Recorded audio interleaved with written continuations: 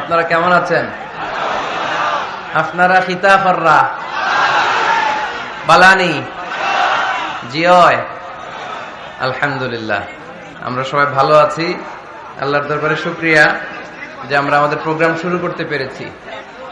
অনেক ভাইরা কষ্ট করতেছেন, আমি দেখতে পাচ্ছি।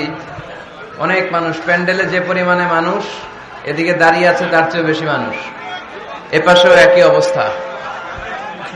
প্যান্ডেল না করলেই হতো।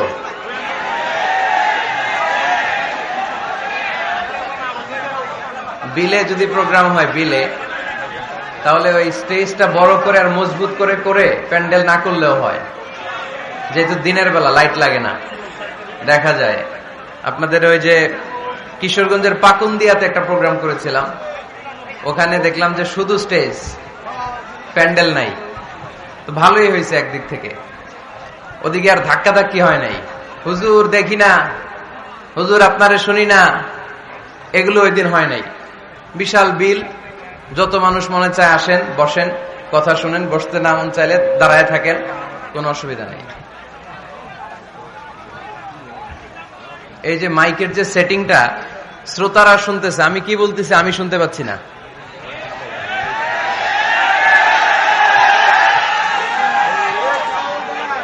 শ্রোতারাও শুনতে পারতেছেন না। সব সময় বলি যে ডিজিটাল সাউন্ড সিস্টেম রাখার জন্য, এটা অনেক জরুরি। তো বুঝে না, সব করে মাইক খারাপ, এটা যেন না হয়। ওর মাইক যে সবসময় খারাপ এটা আমি বলি না, হয়তো অন্য জায়গায় ভালো সার্ভিস দেয়। আজকে একটু সমস্যা হয়েছে আর কি। কি নাম তোমার মাইকের? ফাতেমা, সুন্দর নাম। তো তোমার সার্ভিসটা আরো ভালো করতে হবে। এগুলো দুর্বল সাউন্ড, এই সাউন্ডে কথা বলা যায় না, গলার অনেক ক্ষতি। ডিজিটাল সাউন্ড সিস্টেমের হতে হয়। কে মারা গেছে?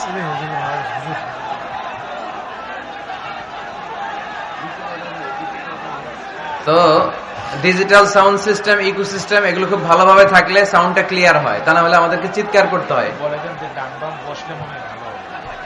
চেয়ারম্যান সাহেব বলছে যে ডানে বায়ে বসে গেলে ভালো হয়। বসা যাবে? একটু যাবে না? বসো বসো, 1 মিনিট সময় দিলাম, বসে যাও। যে যেখানে আছেন বসে যান।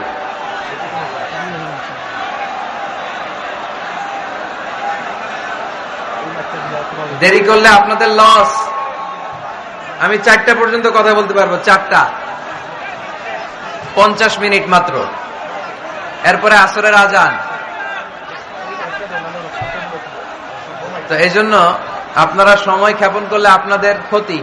আসছিলেন কোরআনের কথা শুনতে, দেরি হচ্ছে। এই যে ছেলেরা, কি ধাক্কাধাক্কি করো কেন? বসো, বসে যাও। সিলোডি পোলা মাতো খানে মাতিও না, বইলাও। এটা কি? এটা এটা ভালো নাকি? এবার শোনা যায় ভালো?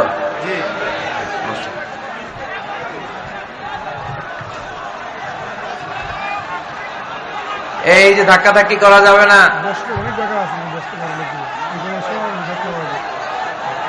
বাংলাদেশের জাতীয় খেলা হওয়া দরকার ধাক্কাধাক্কি খেলা, খুব পছন্দ করে ধাক্কাধাক্কিটা। এই কি এইখানে কি ওই জায়গাটাতে কি হয়েছে? এত বড় মাঠ, এখানে জায়গা নাই তো দূরে যাও। ওই যে দূরে দেখো, অনেকে দাঁড়ায় দাঁড়ায় আমার দেখতেছে। ওই যে দূরে রাস্তার মধ্যে যারা দাঁড়ায় আছে এরা আরো ভালো দেখতে পাচ্ছে, আর এই জায়গার মধ্যে ধাক্কাধাক্কি।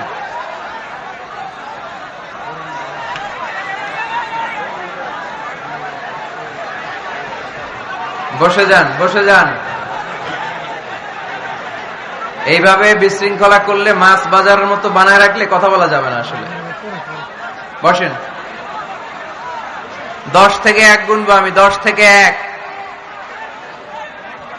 এরপর আর একটা সাউন্ডও শুনতে চাই না। 10, 9, 8, 7,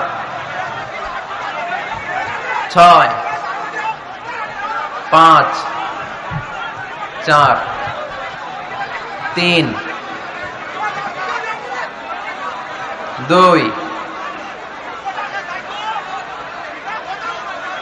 1 0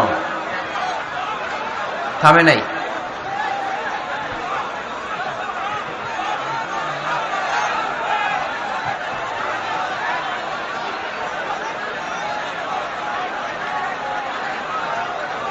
সরকার বাজার সিএনজি শ্রমিক সমিতি কর্তৃক আয়োজিত তৃতীয় বার্ষিক ওয়াজ দোয়ার মাহফিল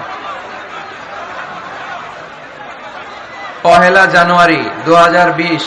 ও আমরা এখন 2020, ঠিক কিনা? আমি গত বছর আসছি আপনাদের সিলেটে, এই বছর চলে যাব। আসছি কবে? কোন বছর আসছি? 2019 সালে আসছিলাম আমি সিলেটে, আবার 2020 সালে চলে যাব। এই নতুন বছরটা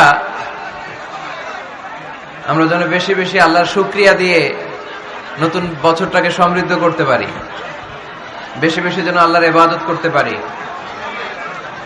নতুন বছরে আমরা শপথ নেই, আমরা যেন অন্তরে হিংসা লালন না করি, বিদ্বেষ লালন না করি, আমরা নিজেরা যেন কাদা ছোড়াছড়ি না করি, আমরা যেন মিলেমিশে একসাথে একাকার হয়ে যাই।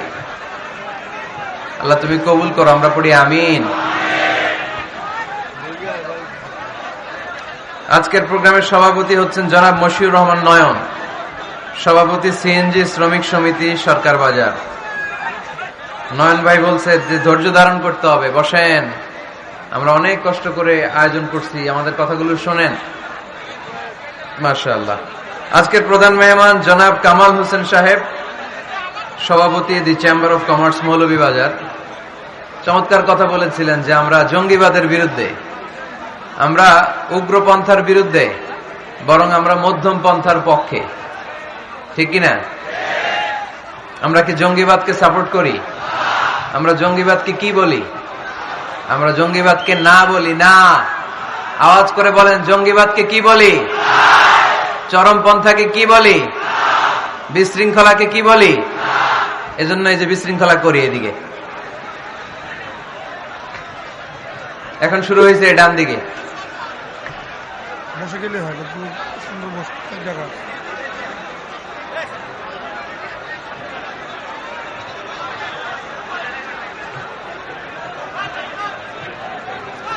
এরকম আওয়াজ চলতে থাকলে আলোচনা করা যাবে না। আমি তো ভাবছি মৌলভীবাজারের মানুষ খুব সুশৃঙ্খল, আজকে তো একটা ব্যাড এক্সপিরিয়েন্স নিয়ে যাব আমি।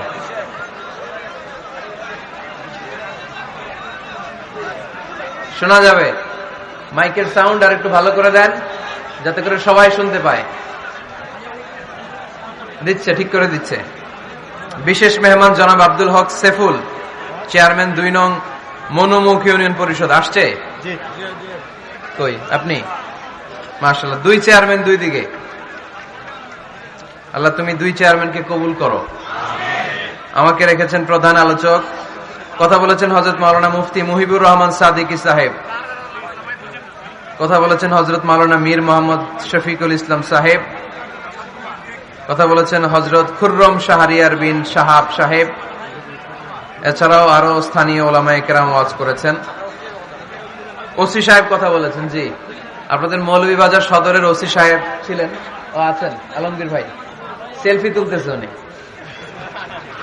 স্মৃতি রাখতে চায় সবাই, ঠিক কিনা? তো আমাদের ওসি সাহেবও স্মৃতি রাখবেন আজকের প্রোগ্রামের। মাশাআল্লাহ, আমি আলমগীর ভাইকে শুকরিয়া জানাই। উনি এত ব্যস্ত মানুষ, তারপরে আসছে, আমাদেরকে সময় দিয়েছে। আল্লাহ আলমগীর ভাইকে তুমি ইসলামের জন্য কবুল করো। সার্বিক সহযোগিতায় মেসার্স খালেদ এন্টারপ্রাইজ। খালেদ ভাই খালি পান খায়, সরকার বাজার মৌলভীবাজার। কোথায় খালেদ? পিছনে। পান খাওয়া ছেড়ে দিন, বেশি পান খাওয়া ভালো না। আর ওই যে জর্দা টর্দা সুপারি, এগুলো খুব বাজে কালচার, এগুলো ভালো না, এগুলো খাবেন না। শুধু পানটা খেতে পারেন, শুধু পান আবার স্বাস্থ্যের জন্য ভালো। সব বদ খাসলাত আস্তে আস্তে ছেড়ে দেওয়ার দরকার আছে না? নেই? একটা শক্ত সিদ্ধান্তই পারে সুন্দর স্বভাবের মানুষ হয়ে গড়ে উঠতে, ঠিক কিনা? আল্লাহ তুমি তৌফিক দান করো। আজকের আলোচনার বিষয় মসজিদ। আলোচনার বিষয় সবাই বলেন, আরো জোরে বলেন। মসজিদের সাথে সম্পর্ক রাখার দরকার আছে না নাই? কাজী নজরুল ইসলাম খুব সুন্দর করে বলেছেন, মসজিদেরই পাশে আমায় কবর দিও ভাই, ঠিক কিনা? মসজিদেরই পাশে আমায় কবর দিও ভাই, যেন গড়ে হতে মুয়াজ্জিনের আযান শুনতে পাই। আমার গোরের পাশে দিয়ে ভাই নামাজিরা যাবে, পবিত্র সেই পায়ের ধ্বনি এ বান্দা শুনতে পাবে। গোরা যাব হতে গুনাহগার পাইবে রেহাই, মসজিদেরই পাশে আমায় কবর দিও ভাই। কত মানুষ নামাজি ভাই মসজিদাঙ্গিহীনাতে, আল্লাহর নামের জিকির করে লুকিয়ে গভীর রাতে। আমি তাদের সাথে ওই আল্লাহর নাম জপতে চাই, আল্লাহর নাম জপতে চাই। পড়েন সবাই, মসজিদেরই পাশে আমায় কবর দিও ভাই, যেন গড়ে হতেও মুয়াজ্জিনের আযান শুনতে পাই। চিল্লায় পড়তে হবে আমিন। কি দরদ ছিল আমাদের জাতীয় কবি কাজী নজরুল ইসলামের, মসজিদের পাশে আল্লাহ তুমি আমার কবর দিও। আল্লাহ এই দোয়াটা কবুল করে নিয়েছে, ঠিক কিনা? আপনার কবরের পাশে মসজিদ আছে না নাই? আছে। এজন্য মসজিদের সাথে সম্পর্ক জুড়ে দেওয়া এটা ইমানদারের আলামত, আর মসজিদকে ঘৃণা করা এটা মুনাফিকের আলামত। এজন্য আমরা যেন আমাদের হৃদয়টাকে মসজিদের সাথে জুড়ে দেই, মসজিদের সাথে যেন সুসম্পর্ক থাকে। মসজিদ সবার, মসজিদ নিয়ে দলাদলি নাই। দলাদলি আছে অনেক জায়গায়, হানাফি মসজিদ, আহলে হাদিস মসজিদ এরকম আমরা দেখি বা শুনি, এটা ঠিক না। হানাফি মসজিদ বলে কোনো কথা নাই, আহলে হাদিস মসজিদ বলে কোনো কথা নাই। মসজিদ সবার।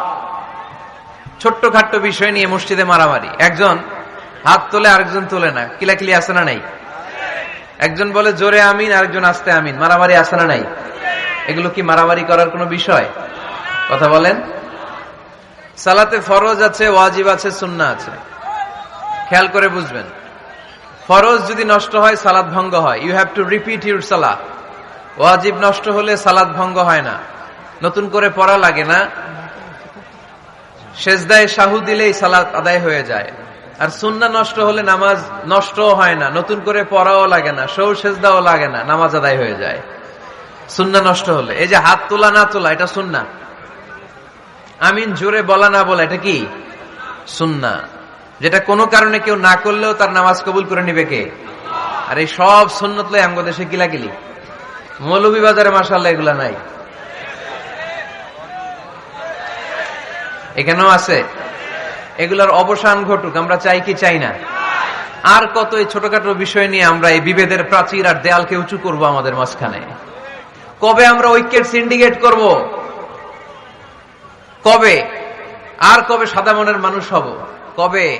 আর কত? অনেক হয়েছে, আর না, এবার থামেন। বিভেদের প্রাচীরকে ভেঙে চুড়িয়ে দেন।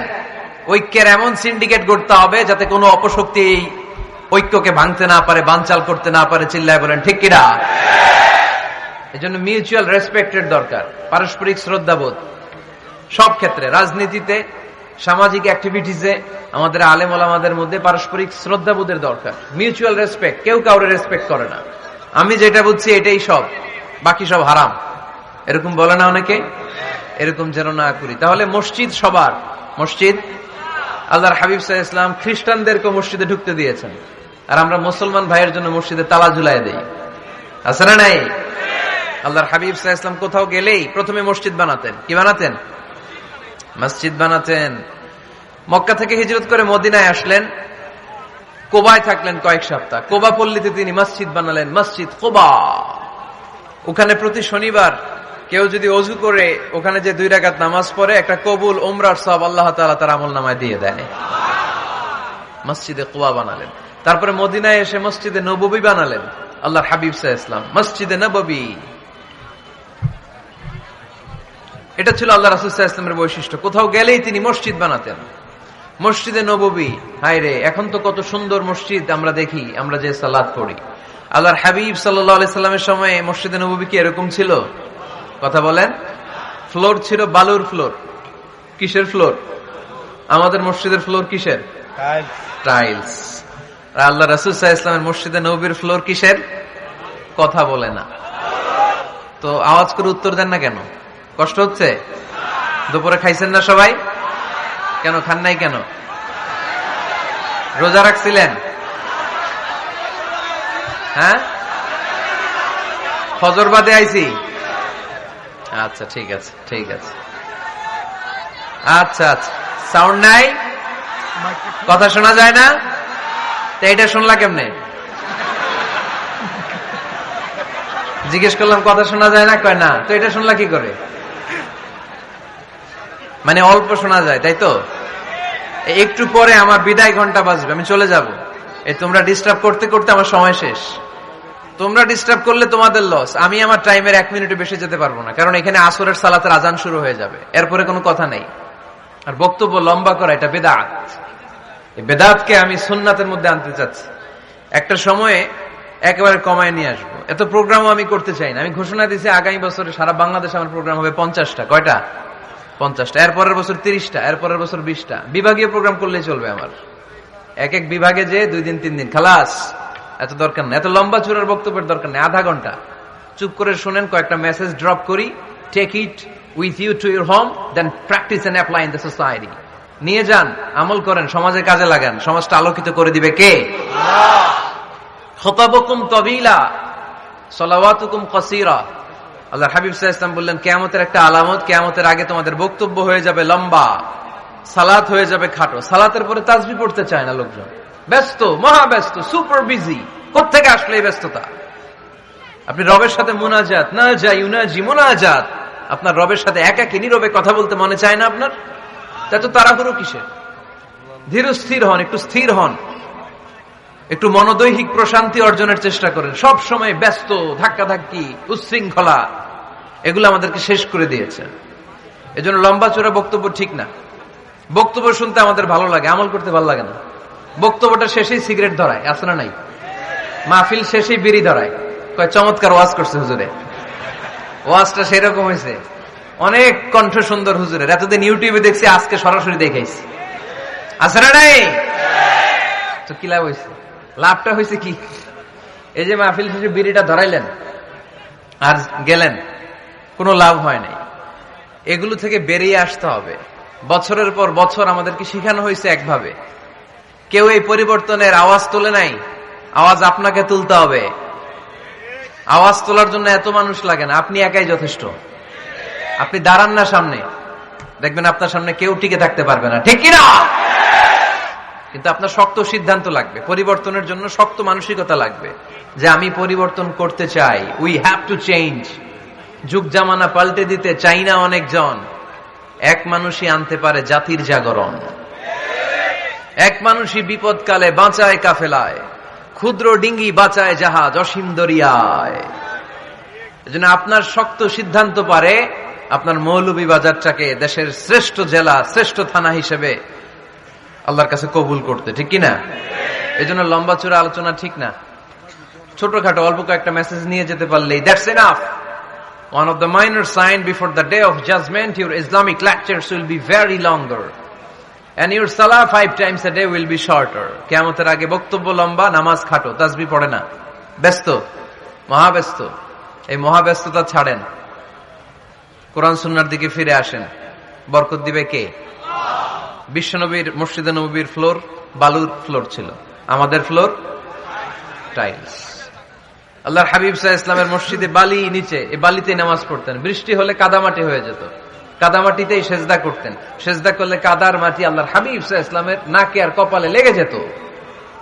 তিনি সালাম ফিরিয়ে সাহাবাদের দিকে মুখ ফিরিয়ে বসলে দেখতেন প্রতিটা সাহাবীর নাকে আর কপালে কাদার মাটি মিশে আছে। তার মানে প্রিয় নবী সাল্লাল্লাহু আলাইহি ইসলামের মসজিদে নববী ছিল কাঁচা, কিন্তু মুসল্লি ছিল পাকা। আমাদের মসজিদগুলা হয়েছে পাকা, কিন্তু মুসল্লি কাঁচা, ঠিক কিনা? ফজরের সালাতে মানুষ নাই।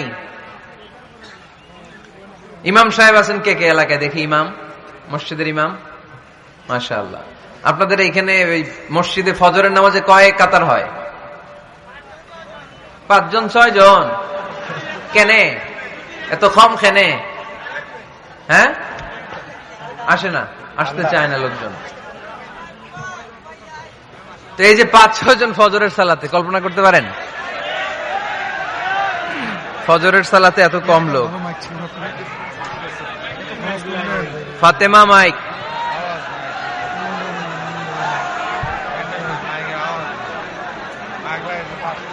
কি হইল মাইকের?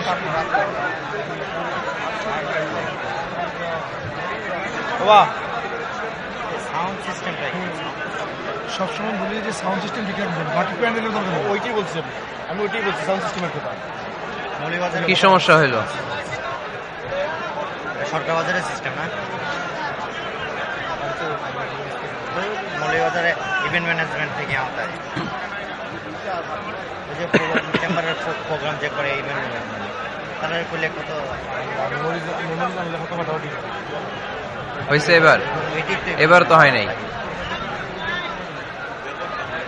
মাইক ঠিক করেন, মাইক ঠিক করেন। দেখেন দেখেন কি হয়েছে, দেখেন লাইন ছিঁড়ে গেছে। আসছে আস্তে আস্তে আলহামদুলিল্লাহ পড়েন সবাই, আরো জোরে পড়তে হবে আলহামদুলিল্লাহ। ফজরের জামাতে লোক যায় না, এটা একটা মহামারী। যেদিন ফজরের জামাতের দৃশ্য আর জুমার নামাজের দৃশ্য একরকম হয়ে যাবে, ওই দিনই বাংলাদেশে ইসলাম কায়েম হয়ে যাবে। এখন স্লোগান তুলে বিপ্লব বিপ্লব, ইসলামে বিপ্লব। আর ফজরের সময় আমি কম্বলের ভিতরে, আছে না নাই? কোনো বিপ্লব হবে না। ফজরের নামাজ জামাতে পড়ুন, সকালটারে বরকতময় করে দিবে কে? আল্লাহর হাবিব সাল্লাল্লাহু আলাইহি ওয়াসাল্লামের মসজিদ ছিল সবার জন্য উন্মুক্ত, এখানে সবাই আসতে পারত। এজন্য মসজিদ হবে সবার। আমরা মসজিদের আবাদকারী হতে চাই। এজন্য রাব্বুল আলামিন বলেন, ইন্নামা ইয়া'মুরু মাসাজিদাল্লাহি মান আমানা বিল্লাহি ওয়াল ইয়াউমিল আখির وأقام الصلاة وآتى الزكاة ولم يخش إلا الله فعسى أولئك أن يكونوا من المهتدين سبحان الله পড়েন। রব্বুল আলামিন বললেন মসজিদের আবাদকারী হবে তারা যারা আল্লাহর প্রতি ঈমান আনে, আখিরাতের প্রতি ঈমান আনে, যারা সালাত কায়েম করে, যারা যাকাত আদায় করে, যারা দুনিয়ার কাউকে ভয় পায় না, ভয় পায় একজনকে। চিল্লায় বলেন তিনি কে? যাদের হৃদয়ে আছে আল্লাহর ভয়, তারা কবু পথ ভুলে যায় না। আল্লাহর প্রেম ছাড়া এই দুনিয়া কারো কাছে কোনো কিছু চায় না, ঠিক কিনা? তাহলে যারা মসজিদের আবাদকারী এরা ভয় পায় একজনকে। চিল্লায় বলেন তিনি কে? মসজিদের আবাদকারীদের প্রথম গুণ, তারা আল্লাহ বিশ্বাস করে, তারা আখিরাতে বিশ্বাস করে, তারা সালাত কায়েম করে, তারা যাকাত আদায় করে, তারা আল্লাহ ছাড়া পৃথিবীর কাউরে ভয় পায় না। আল্লাহ বলেন ফাআসা উলাইকা আইয়াকুনু মিনাল মুহতাদিন, আশা করা যায় তারাই হলো হেদায়েতের রাস্তার উপরে আছে, ঠিক কি না? তারাই মসজিদের আবাদকারী, যারা মসজিদে যায়, সালাত আদায় করে। এখন মসজিদের আবাদকারী আপনি হতে চান, আপনি মসজিদে যান না, আপনি আবাদকারী হতে পারবেন? মসজিদের অনেক সভাপতি আছে, মসজিদে যায় না, আছে না নাই? মৌলভীবাজারে এই সমস্যা বোধহয় নাই। মসজিদের সেক্রেটারি মসজিদে যায় না, আছে না নাই? তাহলে হইলো, এটা হইলো, এটা মেনে নেওয়া যায়? এজন্য সভাপতি সাহেবরা, আপনি কষ্ট করে মসজিদ বানিয়েছেন, মসজিদে যাবেন। এই কথা বলেন কেন? এত দিকে বিশৃঙ্খলা হইলে কেমন হবে? বসেন আর অল্প কয়েক মিনিট। সভাপতি সাহেব আপনি মসজিদে যাবেন, সেক্রেটারি সাহেব আপনি মসজিদে যাবেন, তাহলে আপনি সঠিক মসজিদের আবাদকারী হবেন, ঠিক কিনা? আমরা মসজিদের আবাদকারী হতে চাই ইনশাআল্লাহ। পড়েন উমরানুল মাসাজিদ। মসজিদের আবাদ কি করে করতে হয়? মসজিদ আবাদ করার এক নাম্বার মাধ্যম হচ্ছে মসজিদ নির্মাণ করা। কি করা?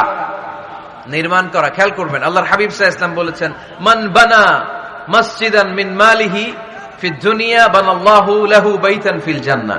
যে ব্যক্তি নিজের পকেটের টাকা খরচ করে দুনিয়াতে মসজিদ বানায়, আল্লাহ তাআলা তার জন্য জান্নাতে ঘর বানায়। 60টা জিনিস মানুষ মরে যাওয়ার পরে তার কবরে পৌঁছতে থাকে। ইন্না মিম্মা ইয়ালহাকুল মুমিন মিন হাসানাতিহি বা'দা মাউতিহি। মানুষ মরে যাওয়ার পরেও যে 60টা জিনিস তার কবরে পৌঁছায়, তার মধ্যে একটা হচ্ছে মসজিদান বানাহু। সে যে মসজিদ বানিয়ে গিয়েছে, ওই মসজিদের সওয়াব। সুবহানাল্লাহ পড়ে। আপনি টাকা দিয়ে মসজিদ বানিয়ে দিলেন, ওই মসজিদে মুসল্লিরা নামাজ পড়ে, রোজাদাররা এসে ওখানে ইফতার খায়, তাহাজ্জুদ আদায়কারীরা তাহাজ্জুদ পড়ে, তাদের সওয়াবের কমতি হবে না, কিন্তু তাদের সওয়াবের একটা পার্সেন্টেজ সওয়াব যে ব্যক্তি মসজিদ বানালো তার আমলনামায় আল্লাহ ঢুকিয়ে দেয়। এজন্য বেশি বেশি মসজিদ বানাতে রাজি আছেন তো? তাহলে মসজিদ আবাদ করার প্রথম মাধ্যম হচ্ছে মসজিদ বানানো। 2 নাম্বার মাধ্যম হচ্ছে মসজিদে যে জামাতে সালাত আদায় করা। জামাতে সালাতুল জামাআ তাফদুলু সালাতাল ফাযযি বি27 দারাজা। ঘরে নামাজ পড়লে, একা একা পড়লে যেই সওয়াব, জামাতে পড়লে 27 গুণ বেশি সওয়াব। সুবহানাল্লাহ বলতে পারলেন না? হে নামাজি আমার ঘরে নামাজ পড়ো আজ, দিল মে তোমার চরণ তলে হৃদয় যায় নামাজ। হে নামাজি আমার ঘরে নামাজ পড়ো আজ, দিল মে তোমার চরণ তলে হৃদয় যায় নামাজ। পড়েন আল্লাহু আকবার। কি সুন্দর লিখেছেন কাজী নজরুল ইসলাম। মসজিদ কেমন যেন মসজিদ তার নিজের ভাষায় আল্লাহর কাছে কেঁদে কেঁদে ফরিয়াদ জানায়, আল্লাহ নামাজিরা আমার ঘরে আসে না, কি সুন্দর টাইলস, কি সুন্দর মুসল্লা, কি সুন্দর এয়ার কন্ডিশন, সব আছে কিন্তু মুসল্লি নাই, ঠিক কিনা? মসজিদগুলো আল্লাহর কাছে ফরিয়াদ জানায়। এজন্য আমরা যেন মসজিদ মুখী হই। কি মুখী? আওয়াজ করে বলতে হবে, কি মুখী?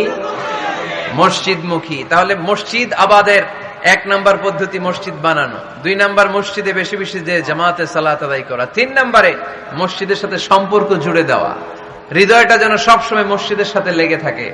আল্লাহর হাবিব সাল্লাল্লাহু আলাইহি ওয়াসাল্লাম বললেন, সাবআতুন ইউযিল্লুহুমুল্লাহু ফি যিল্লিহি ইয়াওমা লা যিল্লা ইল্লা যিল্লু। 7 শ্রেণীর ব্যক্তিকে আল্লাহ তাআলা কিয়ামতের দিন আরশের নিচে ছায়া দিবে, যেদিন আল্লাহর আরশের ছায়া ছাড়া কোনো ছায়া পৃথিবীতে থাকবে না। সেই দিনটা কি এই দিনের মতো? কিয়ামতের দিনটা আজকের এই দিনের মতো হবে? 50,000 বছর হবে। এটা লেন্থ, এটা ডিউরেশন। কাআন সাফসাফা লা তারা ফিহা ইওয়াজা ওয়ালা আমতা। লেভেল প্লেইং ফিল্ড, তামার জমিন। একটু কল্পনা করেন তো ওই দিনটা কত ভয়ঙ্কর। বাবা ছেলেরে চিনবে না ওই দিন, ছেলে বাবারে চিনবে না, স্ত্রী স্বামীকে চিনবে না, স্বামী স্ত্রীকে চিনবে না, পীর সাহেব মুরিদ চিনবে না, মুরিদ পীর সাহেবকে চিনবে না, নেতা কর্মীকে চিনবে না, কর্মী নেতাকে চিনবে না। হায় হায়, ইয়া নাফসি ইয়া নাফসি বলে কাঁদবে। সূর্যটা মাথার কাছে চলে আসবে, সূর্যের তাপে মাথার মগজগুলো গলে গলে নাকের ছিদ্র আর কানের ছিদ্র দিয়ে টপ টপ করে বেয়ে বেয়ে পড়বে। তৃষ্ণায় মানুষগুলো পাগল পাড়া, জিহ্বাটা বের হয়ে নাভি পর্যন্ত ঝুলতে থাকবে। সেদিন সবাই পাগলের মতো ছুটতে থাকবে, কোনো ছায়া নাই আল্লাহর আরশের ছায়া ছাড়া। আল্লাহর হাবিব বললেন, 7 শ্রেণীর ব্যক্তিকে আল্লাহ তাআলা আরশের নিচে ছায়া দিবেন। এর মধ্যে 1 শ্রেণীর ব্যক্তি রাজুলুন কলবুহু মুআল্লাকুন বিল মাসাজিদ। ওই ব্যক্তি যার হৃদয়টা সবসময় আল্লাহর মসজিদের সাথে লেগে থাকে। মসজিদের সাথে যার হৃদয় লেগে থাকে তাকে আরশের নিচে ছায়া দিবে কে?